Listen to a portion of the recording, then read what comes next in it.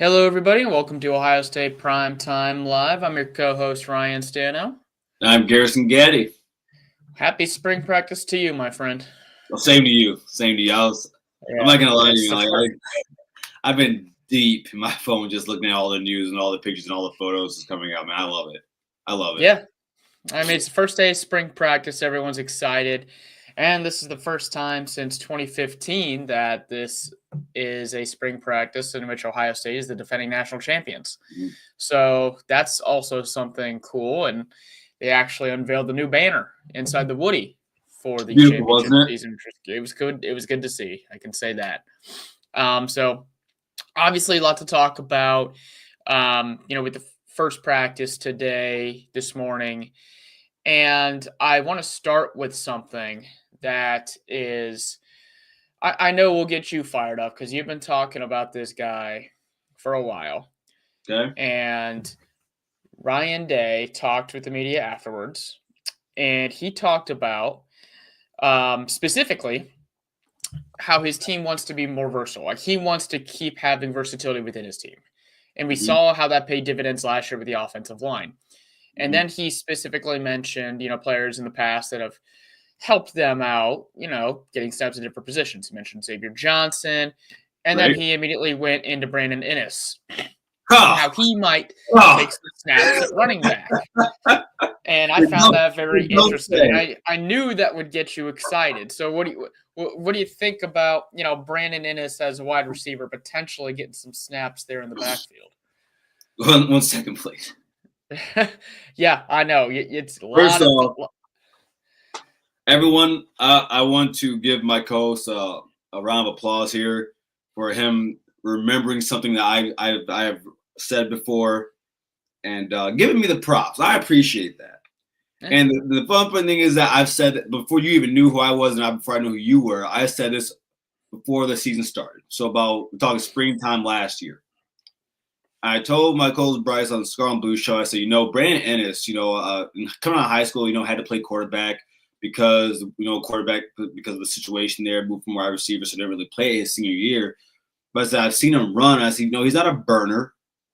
He knows how to get open. He can, saw that in the playoffs. But I said, he has the body to play running back if ever necessary.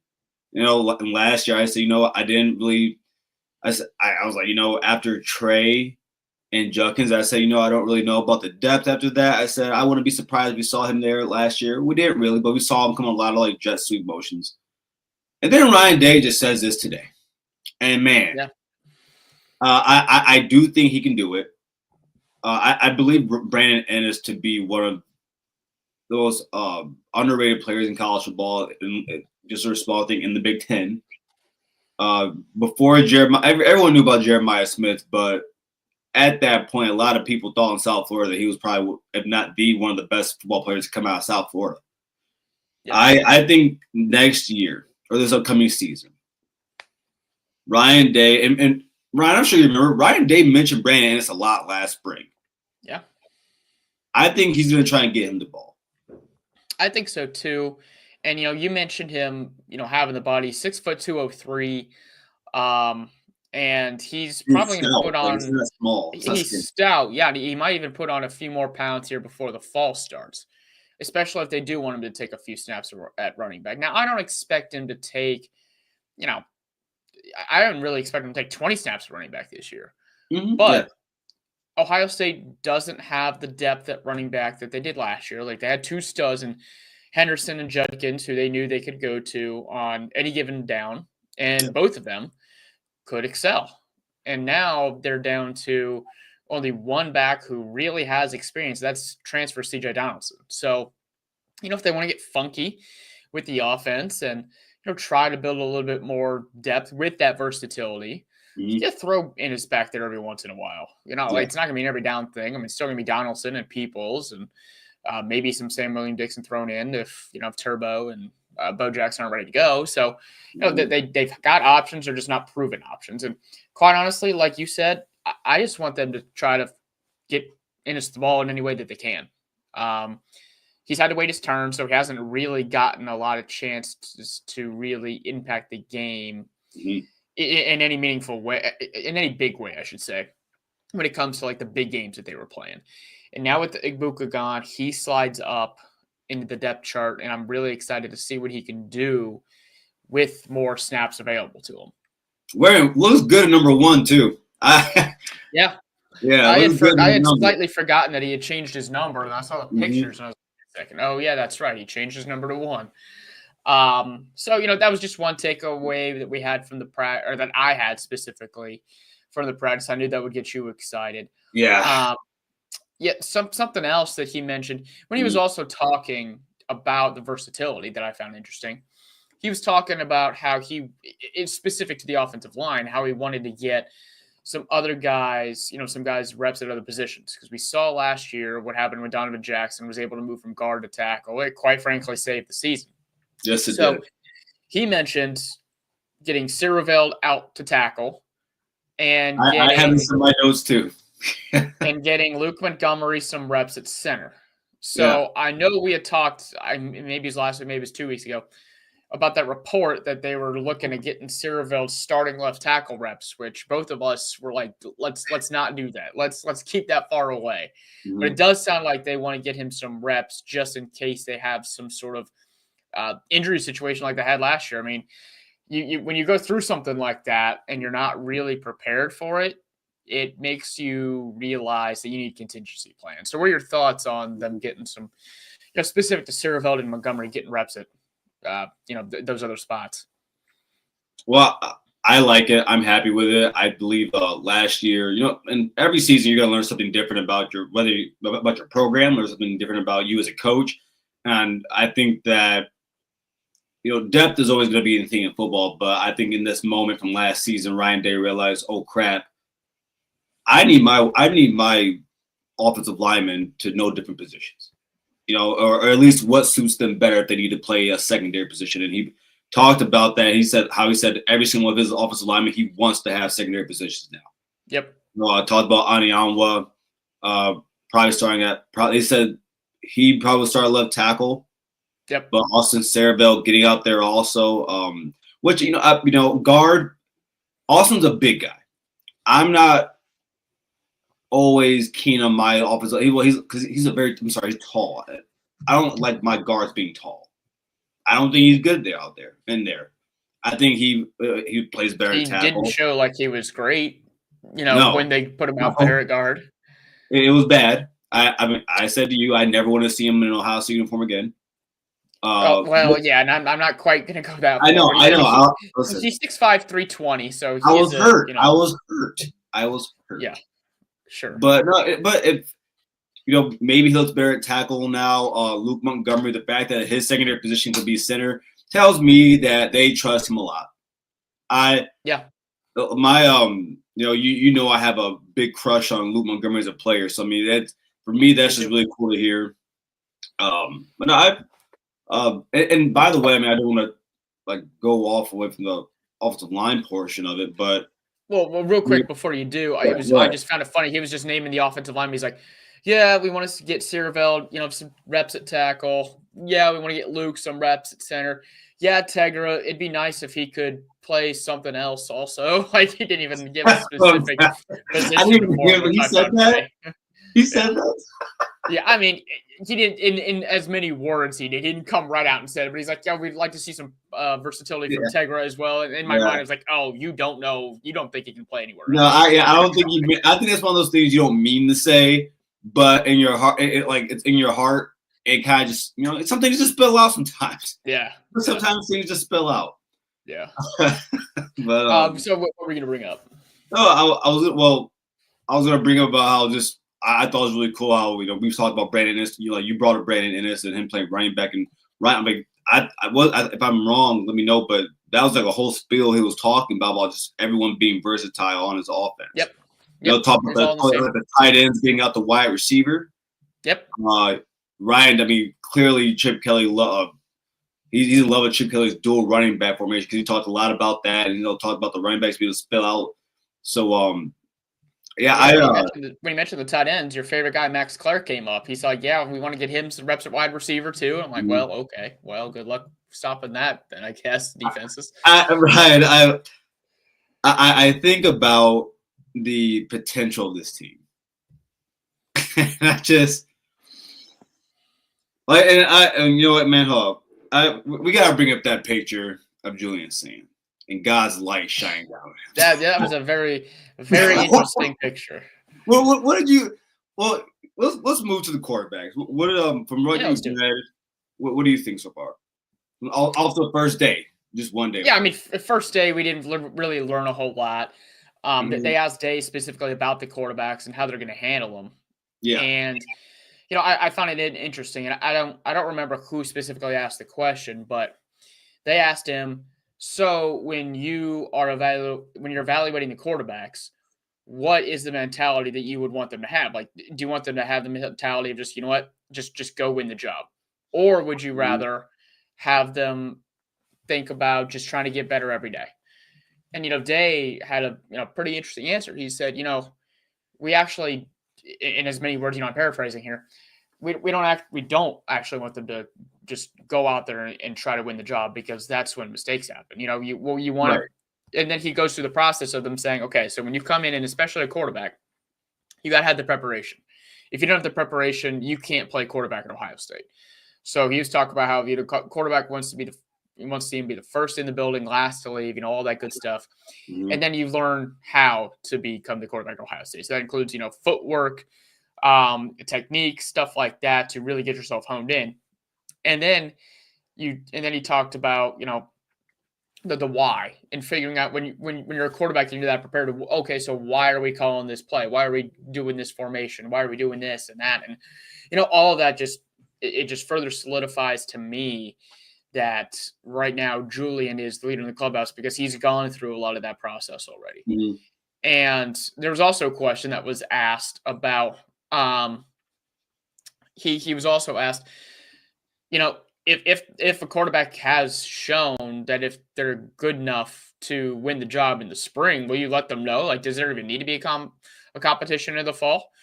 And Dave basically said, I mean, yeah, like if they're good enough, we'll let them know. And he mentioned the fact that when Dwayne Haskins, Joe Burrow were fighting for, they basically let Joe know, hey, like, things, could change in the fall, but right now Dwayne's got the upper hand, and it's pretty significant. So he let him know before Joe transferred to LSU. So, I do think that if there was a clear leader, I don't think Dave would have any sort of issue like naming it internally. He's not going to tell us, but he would at least let the quarterbacks know. And then if one of them leaves, then we've got a pretty good idea of who's going to be the starter.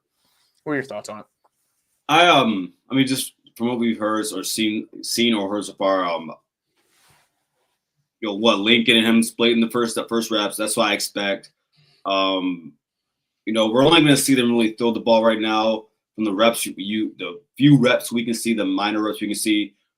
Without a doubt, we all know that Julian Sand is going to look better throwing the ball than Lincoln Kienholz is. Like I read on 11 Warriors earlier. They put on there, the ball looks a little bit faster coming out of Julian's hands. I think we all saw it coming, but I'm happy with that. It was cool seeing a photo of Tavian out there. He looks lean. Like he looks like he can pack more. Someone in my I got a Twitter group chat, and someone was like, did someone tell Tavian not to skip leg day? That one specific picture, his legs were they weren't. He doesn't have tree trunks for legs right now, but I'm sure that'll come once he gets into a D1, program as far as weightlifting and everything like that. But he still looked good in the uniform, and he can fill out the 240. He can fill out the 240.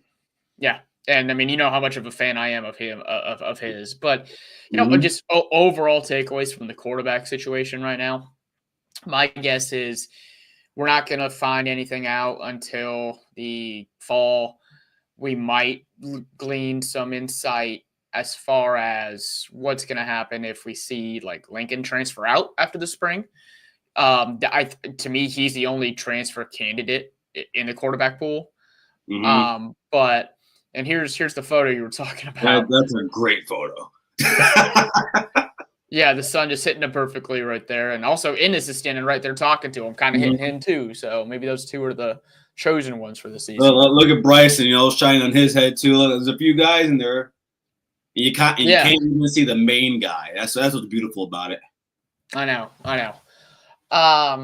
So yeah, I mean, like I mentioned, I don't think we're gonna learn a whole lot from the quarterback situation right now, but maybe we'll learn a little bit more during the spring game. Which I wanted to ask you your take on that. Day mentioned that he said they're going to try to do as much as possible in the shoe for the spring showcase, but that was going to be contingent on health and who he thought needed to get reps and whatnot. But he said he still wanted to put something out there for the fans. So what do you think that is all going to mean? Like, do you expect to see them flying around at the shoe, or do you think it's going to be more like a 7-on-7 kind of deal? I think it'll be a 7-on-7 type of ordeal, but I also believe that to get some, you got to get some physical reps in. At the end of the day, this sport you got to hit. You got to hit. I've always told people that there's a special type of crazy that has to be in someone to want to play football because you have to like to hit people. So you got to want to do it. You got to like the physicality. So I think it'll be kind of like structured in a way where it's not too heavy. Guys can get hurt. Maybe go around like 50 to 70, 60%. Not too heavy, but I'm okay with it. Again, this is everyone last year, outside of the Columbus one, say, "Oh, Ohio State's soft for not hitting in their spring game." Hey, idiots! It's a long season. It's a long season. Clearly, we were healthier than a lot of people. At least not on the O line, but I mean, it's a war of attrition, and you got to get through the season healthy. You got to. So I'm okay with it. I'm happy he's doing it this way. I just want to go this real quick because Gary, you asked this talent Trump leadership. Is there a certain? Were you talking about the quarterbacks or a different position? My guess is the quarterbacks, and it really just depends on what else you have around you. Yeah. I mean, if you're a quarterback at Ohio State, you're expected to be a leader anyway. So all of those guys are probably being leaders. Yeah, he mentioned he just put in the chat QB specifically. So I mean, all of those guys are going to be guys that Day has confidence can lead the team. I mean, in my opinion, they don't recruit guys who they don't perceive as leaders. I mean, even the quarterbacks who don't end up being all that great, aka Kyle McCord. They thought he was a leader. I mean, he was a team captain and all that. So he was a quarterback. He was a quarterback. He played the quarterback position for Ohio State for 1 year.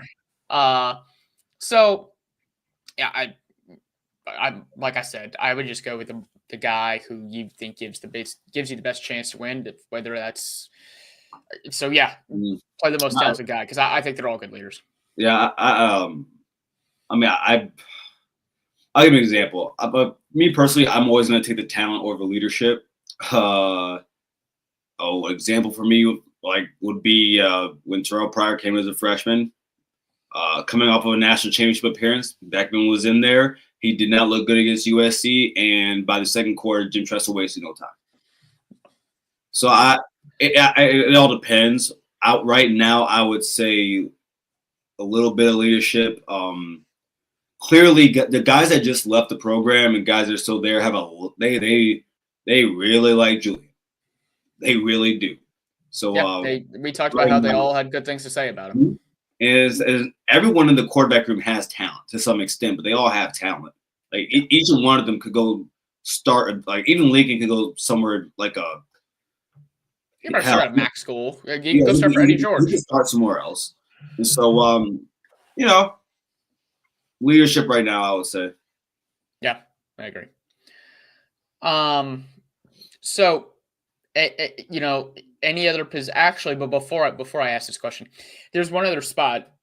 There's one other thing I should say that Ryan Day mentioned that I found interesting. They were talking about the safeties and how, at least early on in practice, they had him a little bit more towards the boundary. And then they were talking about, how they were going to be played this year, with Matt Patricia coming in as a new D coordinator. Mm-hmm. And Day made a good point that I think is interesting. He said, even last year, if you notice late in the season, we started moving Caleb more towards, further down towards the line of scrimmage, and we had Jordan Hancock move back. Even though he's a nickel, he played more deep than what a normal nickel would, just because, that's the personnel that we had, and that's what we thought was going to make the most sense to maximize our defense. And we're going to do the same thing this year. It depends on, the personnel that we have out there, but, maybe we'll play more towards the boundary this year. Maybe we won't. Like, it was one of those things that I found very interesting as far as how he perceives the defense is going to be called. Did you have any specific takeaways? I'm not sure if you heard that comment from him or not. No, I did. I have the same sentiment as you. I'm sorry, no, I heard the first part. What was that? Repeat the second part again for me. I heard the first part. Repeat the second part. Yeah, I mean, just how they moved like Caleb Downs, down towards the line of scrimmage, and they had Jordan Hancock, back last year. Now, based off the personnel, maybe they'll keep doing that, or maybe they won't. In my opinion, it's just wherever you can put Caleb Downs in position to be the most impactful player on the field. That's my thought. Yes, and yes. You remember watching Tyrann Mathieu, right? Mm-hmm. For LSU. He reminds me of a bigger version of him, a little bit more physical. I mean, I'm like just as physical, a little bit bigger. When you have a guy like him, you can't have him too far away from the ball. Allow the play. There was a reason why he led Alabama in tackles his freshman year, because Nick Saban knew to keep him near the line of scrimmage. Now he can play. Partly that, and Alabama's defense wasn't very good. It wasn't tackles. It wasn't. But I mean, at the same time, he can play back.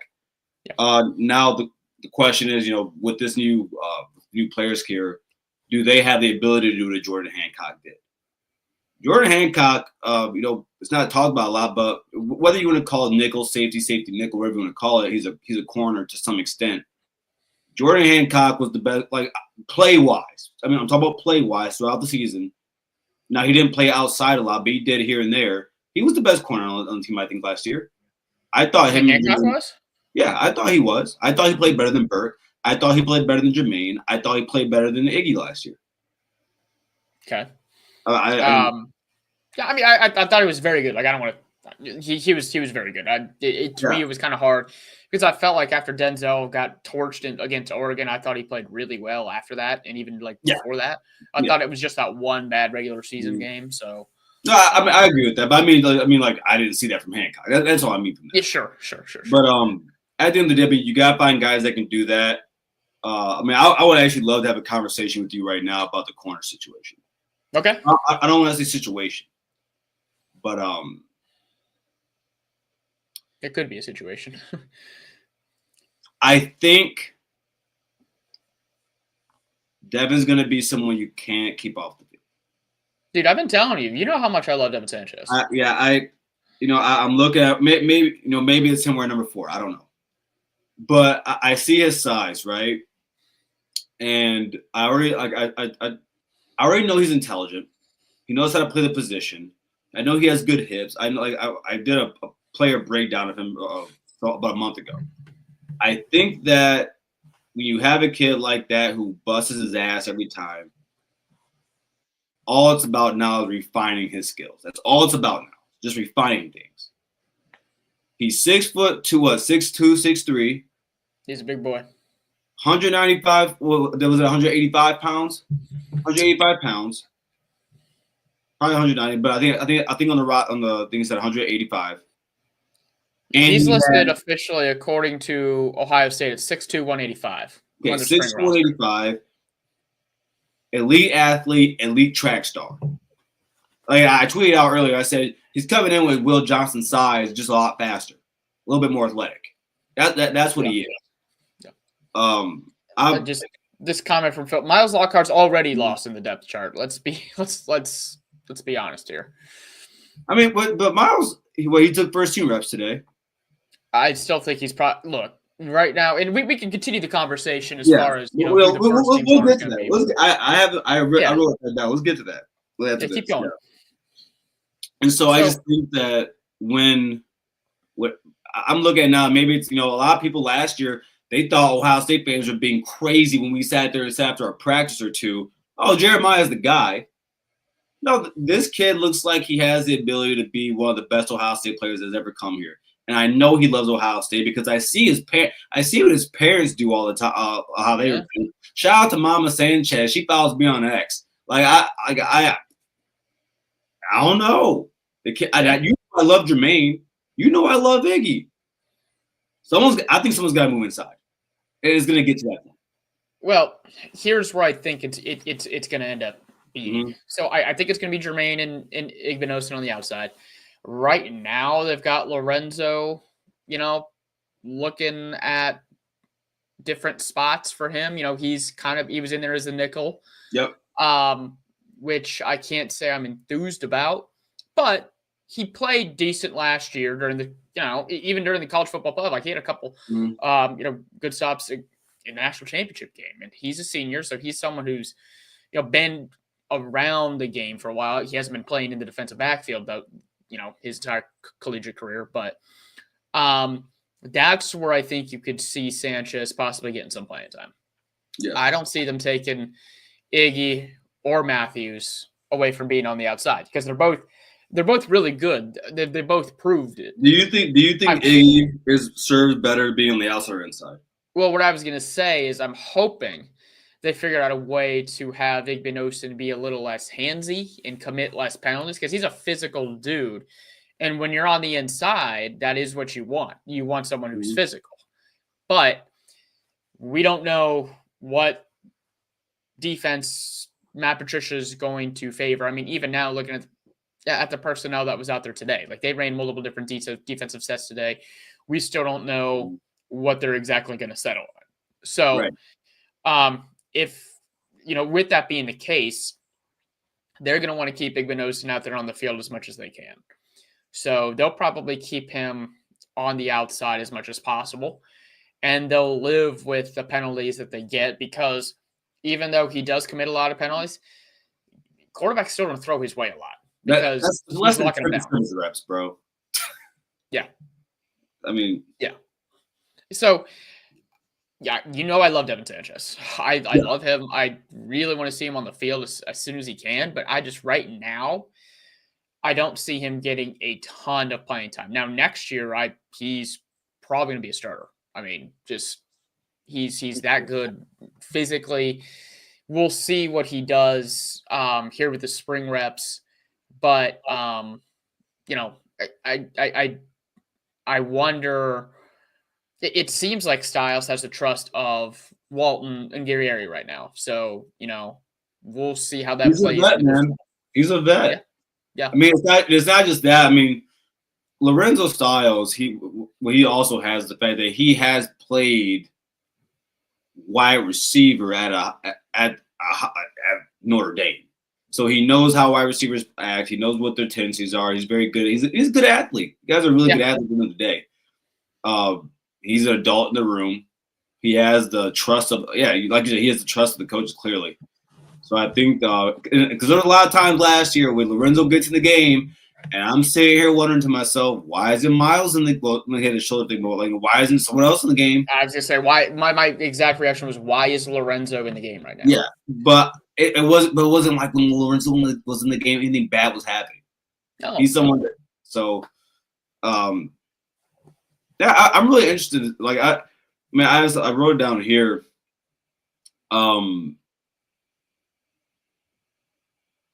Here, how about this? Well, I'll get to that in a little bit. Well, go through some of these comments, and then we'll do a little commercial real quick, and then get to the second half. Yeah, sure. Let's do that. Well, back to I know that's exactly the one I was about to pull up. We've been talking about the quarterbacks earlier. Right now, a true freshman is not. He's not going to know the ins and outs of the playbook, especially with the new offensive coordinator coming in. So, that definitely puts you behind the 8 ball to start, which is why both of us believe that Sand is going – or right now, Sand is the favorite, I should say. I'm not going to definitively say he's going to win it. I think he's going to win it. But that's part of the reason why I don't think St. Clair is going to start right away. And it's really hard to start as a true freshman right out of the gate for Ohio State. That doesn't happen. even Braxton Miller didn't start as a true freshman right out of the box. They had Joe Bowserman go out there and flounder for a couple games before they put him in there. Who's the last freshman to?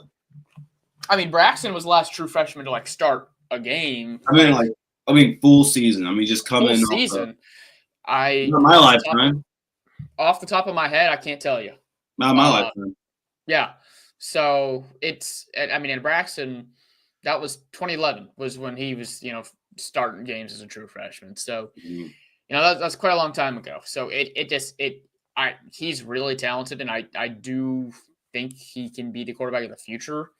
But unless he is just unreal in the spring and in the fall, or if there's an injury, I don't really see him starting. So I would not be comfortable with a true freshman starting for us. I said the same thing last year, even with Julius Sand. I'm not comfortable with it. So, and also for what I believe, right? As long as Ryan Day is the coach at Ohio State, I don't believe quarterback is something I'm ever going to have to worry about. With that being said, if in any season Ohio State's on their third quarterback and it's not because of injury, there's a problem. And I don't ever think that's going to be a situation. So no, I don't expect him to know too much of the playbook. I don't expect him to play this year unless it's mop up duty. And even then, I don't know if they would do that because if something were to go wrong with Julian and they need Lincoln to be ready. Yeah. Art Schleister might be the last true freshman to start. Exactly. That was in the 80s. So. I mean, that's I think that's all that needs to be said about the quarterback situation. Downs reminds me of Hey, as a Cowboys fan, I love hearing that. I mean, we're well removed from those good glory days. Well removed. Yeah, it's not fun. Yeah, see, and this is why I agree with Philip here. This is why I think IGB should be there. I figured you did. I'm very comfortable saying he's the best tackling corner in college football. He's a very good tackler. I thought last year I would call him and Burke 1 and 2 at that. I thought those guys know how to tackle. Like you brought it up. He likes to get handsy. That's a little bit easier to do on the inside. And also, he's not a small guy. He's very tall, lengthy. Like he's kind of lean, but he's not afraid to get down and dirty. We saw plenty of times when he would get in the behind the line of scrimmage. So as a junior who came back for his senior season, you think he would come back to just be the nickel guy? No. Yeah.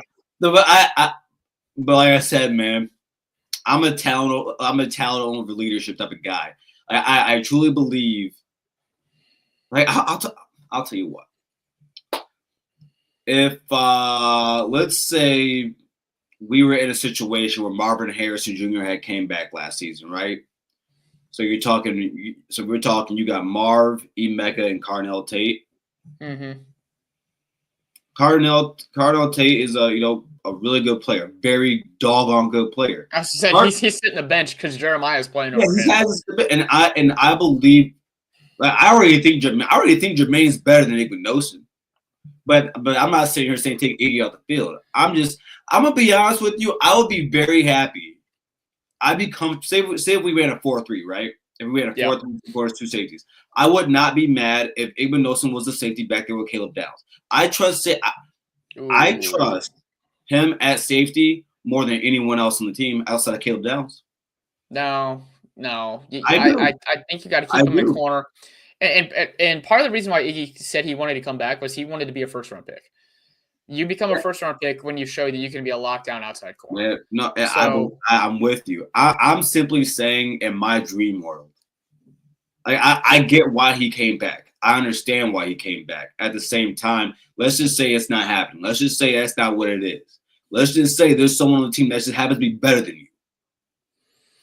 I don't think there is anyone that's better than him right now on the team. Right now, Devin Sanchez, I think, will be. I don't think he is right now. And I'm like number one person in the Devin Sanchez I think just like you, I have a hunch. I think we both have a hunch that Devin Sanchez probably is the best corner on the team. I'm not going to say that yet. I think what I will say. At what point did you think Jeremiah was the best wide receiver on the team? It probably wasn't until midway through the year. Like, because as a true freshman, midway through the year. Yeah, I'm no. talking like. Oh no. Game, maybe game 5, game 6. Oh no. Probably the Michigan State game. That's probably when I made the decision that he was the best wide receiver on the team, because as a true freshman, you can show me flashes of talent. Mm-hmm. And that's honestly for a 3-4 game sample, that's all it is to me. Those are just flashes, because that's not a consistent pattern of greatness yet. Once you start doing that every single game for a 5, 6, 7 game stretch, then at that point, that tells me, okay, this is not just a flash in the pan. This is the real deal. Mm-hmm. This kid's got it.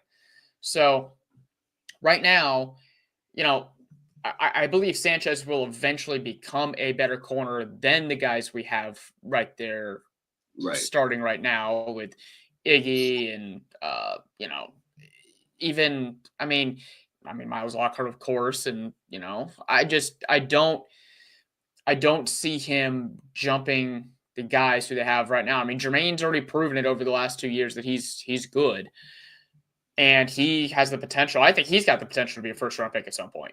In the next couple of years. I think he probably needs to stay 2 more years, just because he needs to get a full season of starting, this year as well. Mm-hmm. But that's part of the reason why I don't think Sanchez is going to jump those guys yet. Now, like I said, I could see him getting a lot more playing time than Styles at some point, if Styles all of a sudden starts to falter. Or, hell, if they end up playing a lot more, like when the dime package is out there, he's going to be out there. Like, he's going to be one of those guys that are out there. He'll be out there. I do think he's going to be really good. I just can't say he's the best corner on the team. All right. After one spring practice. No. I'm not saying he is.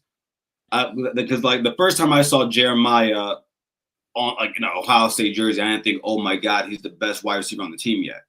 I think Sanchez might have the most pure talent, though. But I knew probably before the spring game, I knew he was the best wide receiver on the team. I did.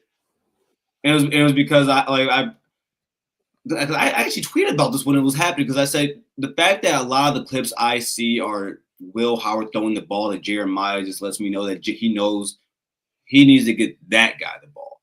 Because football logic would tell you, and mind you, what you're saying is football logic. It's rational to say, wait till like deep in the season. But so all right, this is like, I remember my team at St. Francis. There was this guy named AC, Aaron Coleman. Now Aaron Coleman, I got there, he was a junior. But Aaron Coleman, everyone knew well before I got there, that his freshman year that he was just different than everybody else on the team. Everyone knew it. And sometimes you don't need a long time to tell. I didn't need to know before. I didn't need the spring game to know that Jeremiah Smith was better than Emeka Egbuka. I knew it. Because I just see it. When I see raw talent and someone have the work ethic that they have, I can trust what I'm seeing. I can trust my eyes on what I'm seeing. I think that with Devin Sanchez, and I'm not sitting here saying that he's the best corner on the team right now. I do not believe that. As of right now, I will still say that Maine is. At least in terms of pure cover corner. No, just corner. I think he's the better corner than the best corner on the team. But I know the work ethic.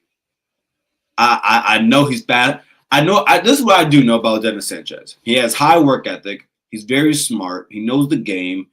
I think he wants to be great too. Mentality. He wants to be great. There's only one corner on the team bigger than him, and that's Iggy. And I'm very comfortable saying he's more athletic than everyone on the team. Than everyone in that position. I was gonna say, let's chill out on everyone. No, he's more athletic than everyone in that position group. And the only one who is maybe as fast as him is Bryce. Maybe that could be true. That's my thing with him. So I'm just waiting to see it. But damn, yeah. I think I know what I'm looking at. Okay. I think I know. I don't know for sure yet, but I think I know what I'm looking at. Yeah. You want to go ahead and take a break here, make the Yeah, let's give go the ahead. people a read here. Yes, most definitely. So And we'll get back to some other things.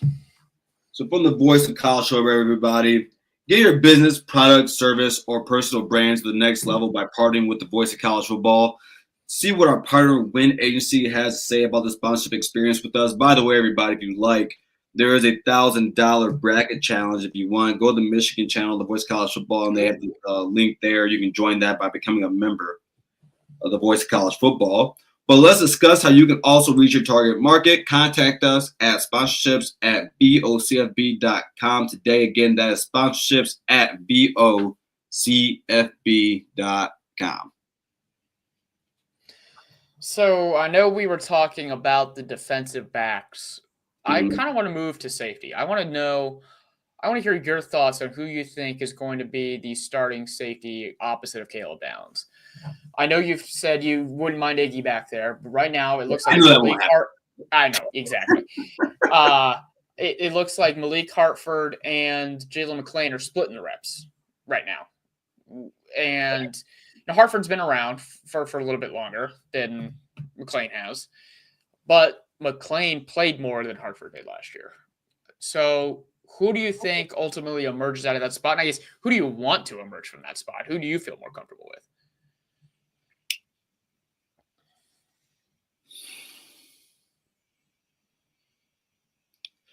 So last year, because of the shoulder, Malik's reps, his snap count went down. Freshman season, I thought he played very well. The problem is that is one play that sticks out in my mind when it comes to Malik. And I don't want to hold it against him. He was a freshman. Should have picked that ball off. Should have turned around. Sure, but it was one play as a freshman. I know. It's just I can't help but think about that play every time I say his name. It sucks, but I know he. I would assume he's had a good recovery. Simply because he's the one who took the first snaps before splitting between him and McClain. McClain, I thought, played really well when he had his time last season. For me, if Malik and McClain are pretty dead even, I say play Hartford. Play Malik Hartford. Okay. Why? Just because of the experience factor? He's been in the program longer? Or? Experience factor, and he's a bigger football player. At the end of the day, I do believe this sport to be about Jimmys and Joes. And as I was saying, if it's dead even in their play, I'm saying you play the bigger athlete. So yeah, so Hartford is listed at 6'3", and Jalen McClain is just 6 foot. So he is, Hartford is bigger. And you already got Caleb out there, 6 foot, 6'1". Yeah, but I guess so. For me, honestly, it's a toss-up. Like, to be completely honest, I think it's a toss-up because we haven't seen enough of either one of them to really, for me personally, to really feel comfortable throwing one of them out there more than the other. Yes. Like you, I liked what I saw from Hartford when he, was out there as a true freshman. I thought he was, around the ball in limited snaps he was able to get, and I thought he looked fast out there on the field. Obviously, injuries, kind of slowed him down last year. I think McClain did a good job of capitalizing on the opportunities that he was given. And clearly the coaches liked what what they saw because they were playing him a lot as a freshman. I mean, a lot. So I, and this actually wouldn't shock me if they decide, we're actually not going to play either one of you. We'll play Lorenzo Styles at safety, and that will open up things for the nickel for Devin Sanchez. I wouldn't be shocked to see that. But between McClain and Hartford, I would say Jeremiah McClain just because I've seen him play. They trusted him to play even in college football playoff games. He had the trust. So I think that matters. And yes, like Philip mentions, it definitely does depend on the scheme. because and you mentioned Caleb Downs, how he's only 6'1" or whatever, but he comes in and he hits people. So they don't necessarily need another safety who does that. They need another safety who can cover, which is part of the reason why I lean McLean over Hartford. Yeah. Yeah, that's a great point. Like that, and from you, and why you like McLean over him. And again, I think the cool part is with Matt Patricia. You gotta learn, you gotta learn different positions, as Day is really stressing for this team. Versatility. And I mean, McLean, because McLean can cover, he is more versatile than Harvard. I do concede that he is more versatile than him. That's what, I mean, maybe right. I guess it just depends. Like I said, I'm always going with the bigger athlete, but of course, the skill set does matter. I mean, because if we're in nickel, you already got Caleb out there. Mind you, there are times when Caleb can, if they really wanted to, they could say, Caleb, go run nickel. You gotta have people back there that can cover. I wouldn't be surprised if they both saw a decent amount of snaps, especially earlier in the year. I could see this being one of those positional battles that doesn't really get nailed down until we're actually in the regular season. And you brought up if they said, hell no, we're just gonna throw Lorenzo out there. I'll tell you what.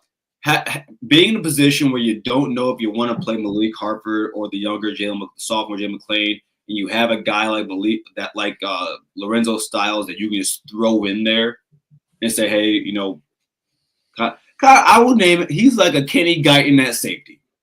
That's what he is to me. You can throw him in there, and nothing is going to go to shit. Everything you can still win a game with him in there. So I mean. Well, yeah, especially if you've got Caleb on the other side, yes. helping. And Nick Wilson and everyone else in that secondary. Yeah, exactly. Yeah. So by the way, because I would no. I'm sorry. Continue what you're saying. No, go ahead. No. Continue what you're saying, because I got to pull something up here that I just have. Don't worry about it. Just keep talking and I'll get there. All right. Well, I was pretty much done with the thought. I was just going to say that's pretty much my thoughts on the safety spot. Well, let's based off of 1 day of practice. Well, Ryan Day had, there's a word he said today when talking about Matt Patricia. And I want to talk about Matt Patricia. Okay. And Ryan Day said that Matt Patricia is there to advance the defense. Now, my guy Mike and I, Mike, we've said this to people about Jim Knowles. And I think there's a lot. And I mentioned this on my guy Johnny Olden's show yesterday. And they take this as a sliding Jim Knowles, but it's not sliding Jim Knowles. Jim Knowles had a propensity. Because would you agree that no one is above reproach? Sure. Okay. So remember, I love Jim Knowles. I think he's a GOAT in Ohio State. He's a lore. He's a legend. All that.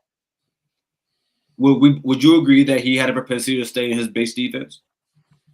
Yeah, I do. And part of the reason why he did that, I think, is because he proved that it works. I mean, Ohio State led the nation almost every major statistical category last year. Yes. Now, I would also ask you this. Do you agree that he had a propensity to sometimes, not a lot, not I won't say sometimes, I'll say he had a propensity to let teams drive, and our defense was just very good at stopping teams in the red zone?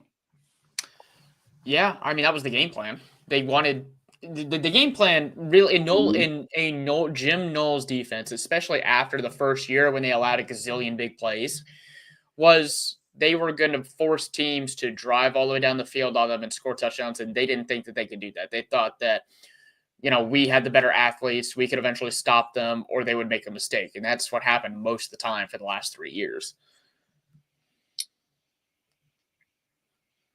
And that is why I say I'm very happy with Matt Patricia. Because you didn't like Jim Knowles was stopping defenses for the last, or offenses for the last 3 years? No. See, listen. I think you're saying these things because you don't like Matt Patricia. No, I'm stating straight facts with what Knowles did. Hear what I'm saying. Again, I love Jim Knowles, but no one is above reproach. I had this conversation with Johnny yesterday. He's a Michigan fan. And I said, "You love Jim Harbaugh, don't you?" And he said, "Yeah." I said, Do you still have things that you can critique him about? He said, "Of course." That's how I feel about Jim Knowles. I can still critique you. At the end of the day, and I've said this countless times to you. I believe that Matt Patricia is better is going to prove a lot of people wrong. I think some naysayers wrong. Naysayers like you. I asked you, and it's funny, Ryan. I had this conversation with my dad. I talked to my dad about this, and I said, I had this conversation with my co-host, and I said, does Matt Patricia's new appearance tell you anything? And you said no. You said no. And I thought, because I'm looking at the beard. Yeah, it just told me you got on Ozempic or Zepbound or Wegovy or whatever. Yeah, and I said, okay, the beard's trimmed down, lost some weight, smiling more, sounds a little bit more giddy. Talked about how he wants to talk to recruits and talk to these families and do all that because he feels as though he knows what it takes to get to the next level. Mind you, as I've told you countless times, unless you're a head coach in college football with a national championship, he has accomplished more than you in your football life if you're in college football. And then the biggest thing was, does he get along with people? And me and you both were on this. Me and you both thought about this. Me and you both questioned it. And then the video comes out, the photo, whichever one you want to see. My guy right here with CJ Hicks.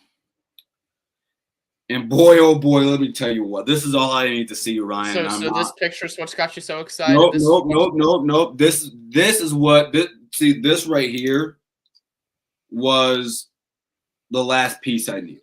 You see, I already knew he was smart, as Ryan Day said he was. I already knew he knew football.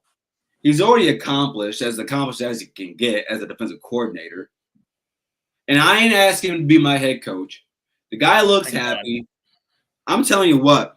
And then Ryan Day, as he said last year when it came to transfers, he said, you got to have the right fit. Yeah. And he said the same thing happens with coaches. He said this was the right fit. Ryan, your namesake, Ryan Day. It is time for you just trust in him. Just trust in him. I never said I didn't. Hire. He made the right hire.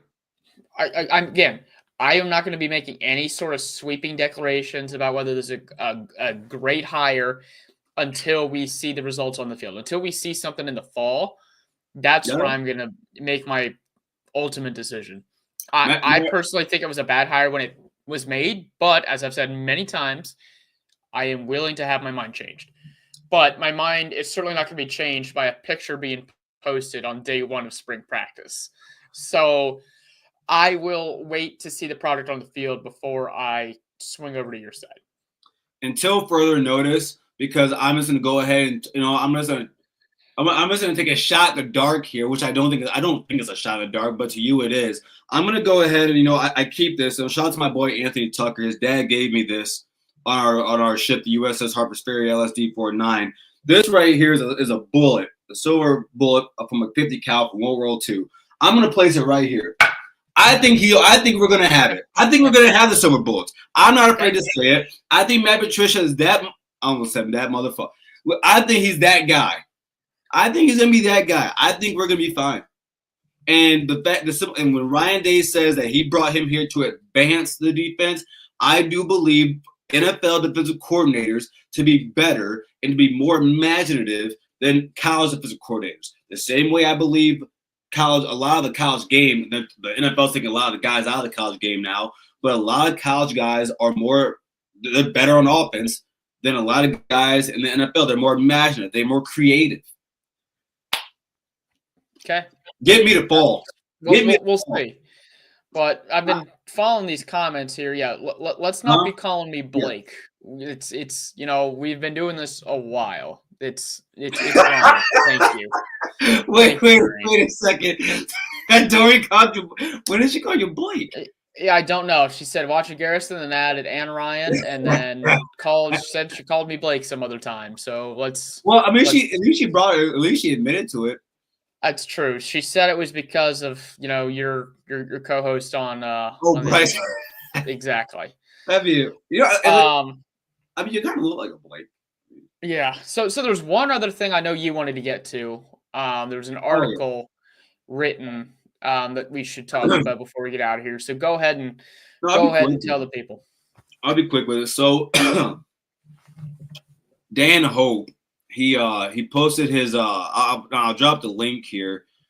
It's his 10 Ohio State veterans who must prove themselves in spring practice to earn bigger roles in 2025. In there, of course, he has 10 players in there, but there's a few names in there, Ryan, that I wanted to point out. Okay. Okay. The first one here, I'm going to drop the link here for everybody. When you have a chance, go ahead and look at it. Of course, when you're done watching here with us. But the first name, one of them was Malik Hartford and Lorenzo Styles, so I don't think we have to talk about them anymore. Yep, we talked about them. We talked about them already. The other one was CJ Hicks. Okay. One of the 10. I think CJ Hicks is due for a very big year. Well, and we've talked about him in the last couple shows about his move to the edge. So hopefully that's a move that'll give him some positive, momentum this season. Moved up to 233 in weight. And you can see that in that photo. Like in that photo, you can see it, man. He looks big. Still looks athletic. Still got to see a rep with him at the defensive end spot. I was really interested in seeing who the second lineup was, because the first lineup was Malone, Houston, Curry, and Kenyatta. And then the second group was Hicks, Malone, Will Smith Jr., and Logan George. Yeah, and Logan George is going to be part of that second team. And it seems like for whatever reason, and we could talk about this more on Thursday, but Jason Moore wasn't getting a whole lot of love. But go ahead. Wait. And let's not skip over. You know me. You know me, right? Let's not skip over what I said about Logan George when he committed. Let's not skip over that. I was like, hey, with the depth that we have there,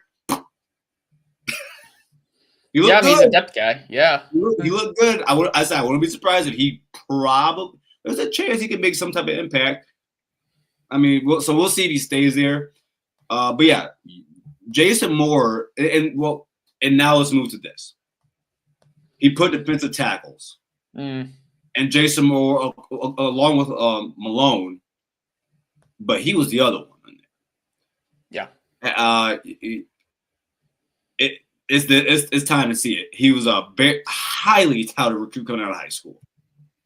Everybody and their mama wanted him. Everybody and their mama wanted him out of high school. And you know my rule. Once you were a junior, once we're 2 years removed, I don't give a damn about your 247 rating. Yep. What are you now? It's your junior season. By now, I should see something from you.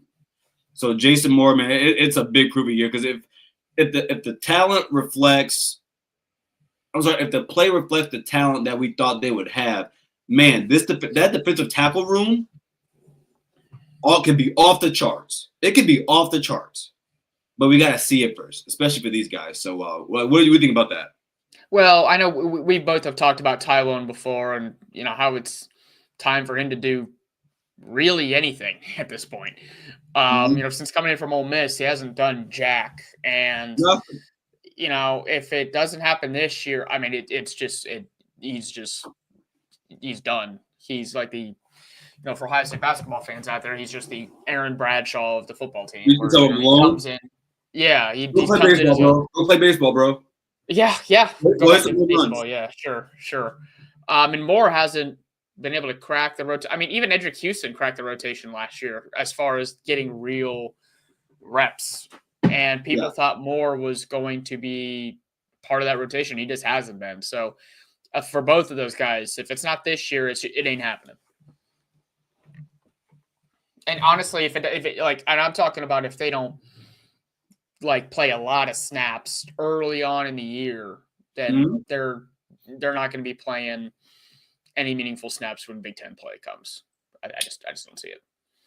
And then, so that was it. But then, last week before we get out of here, Deion Sanders, he made some news today, and he talked about how he would be willing to. He thinks they should be doing joint practices in the spring, Saw that. like the NFL does. And before I give my take, I want to hear yours on that. I want to know your opinion on that. So my take when I saw that is it would be cool if that were to happen.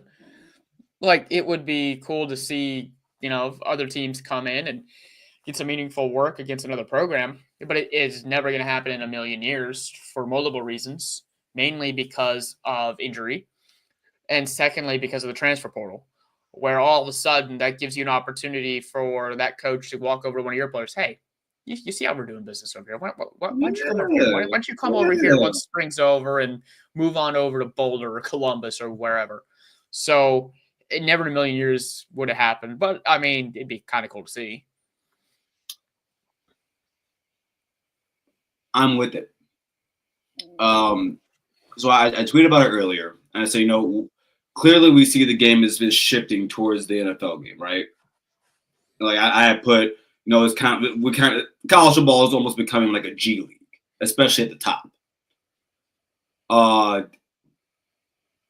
Man, I see the benefits of it. As someone who played in college game, like in college spring game, man, like I played corner. We will always have the drop on the offense in the spring game. Yeah, always, because the offense is not showing anything to you guys in the practice. You're running base plays, and we've seen your plays. Because usually in the spring you're repeating a lot of the same things. Yeah. Because you got to get the base plays done. You got to get that done before you move on to the good stuff. So I like the idea of that happening. So right here, I actually I wrote down some of the ways I think it could work. So my first way is this: you keep the physical effort around 50 to 75% based on the drill you're running. Not like say if we're running 7-on-7, keep it around 50. You know what I'm saying? Keep that around 50. I think you could do that. Like, say it because they say the coach from Syracuse, he said, "Hey, we'll come out there for 3 days." I mean, so think about me. You can say if you get there on a Friday you do some 7-on-7. Saturday I put down you probably do some some more full team drills. You can move that up. You can scale the physicality from like I said 50 to 75. And then for the hell of it, man, on a Sunday, before you get going, if you want some full contact, run some Oklahoma. Well, and you brought up something that I didn't initially think of when I did, my first take, which is another reason why it won't happen, is the travel involved. Like the athletic departments have to pony up more money. Not everybody can do it. Well, yeah, and I mean, honestly, with the deficit Ohio State's running, they can't do it. Like they can't pay for like a MAC school to come up, or they can't pay to have extra travel for their team to go somewhere else right now. Wait, so you don't think wait. You don't think Ohio State's running a $38 million athletic department deficit right now? So no, I don't think they can. Oh, you can get No. You'll make that money back.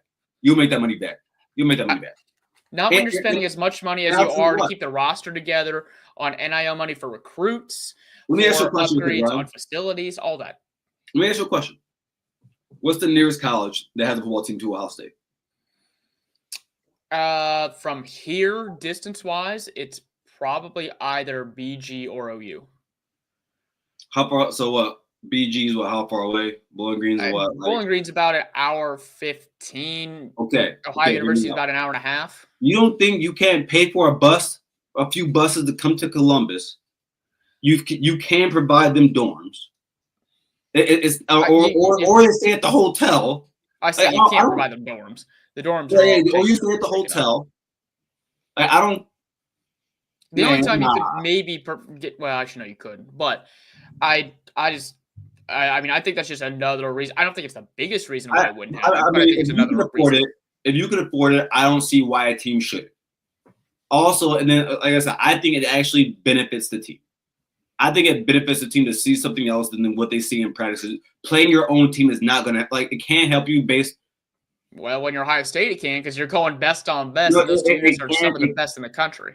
It can, but you ain't going at them as hard. Because here's the thing. This is what I do know. If they do the joint practices, what's going to happen is that some things are going to get out of hand.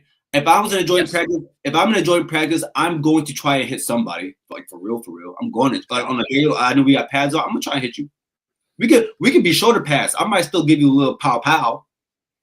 I think it's good when you play your own teammates. You're not getting it like that. That's why I think that it would really be useful. Again, everybody can't do it. Everybody can't do it. But I think that if you are a say if you're the team up in Ann Arbor, it ain't nothing to get a team from Ypsilanti called Eastern Michigan up there. It ain't nothing. I just if you're like because I just know that I know the distance in my own state. If you're Michigan State, it is not going to hurt you to call Central or Western Michigan. I would love to see it happen. Or pick a D3 school. I wouldn't be mad at that. I wouldn't be mad at that. Maybe. Especially if you're scaling. Sure, and like I mentioned, I would love to see it happen. Like the joint practices the NFL has, like those are cool to see because you get to hit someone else besides the same team you've been hitting for 3 straight weeks. But it's just the injury risk is too great. There's so many other factors out there. I mean, like I said, the transfer portal factor. The coach should be afraid of that too. I do like that Dion is willing to think, to do something like that, kind of think outside the box, and that's been his whole college coaching tenure. So I give him credit for that. He's not scared. He's not soft. Got anything else before we get out of here? No, I think we covered it. Devin Sanchez is the GOAT corner. Ryan Day is basically handing Matt Patricia the keys to the Ferrari. Matt Patricia is the GOAT at defensive coordinating. I don't co-sign that. That I'm missing. Oh yeah. Julian Sand is the reincarnate of 2006 Troy Smith. Oh man! My God. And the football gods are shining down on him. Well, we'll have more of those hot takes for you on Thursday. The Colin Show. Bring your comments yourselves. Colin Show's your show, so we will be ready to talk more spring practice then, because there's gonna be a couple more practices before that show comes around again. So we will see you guys at 8 on Thursday. OH. IO.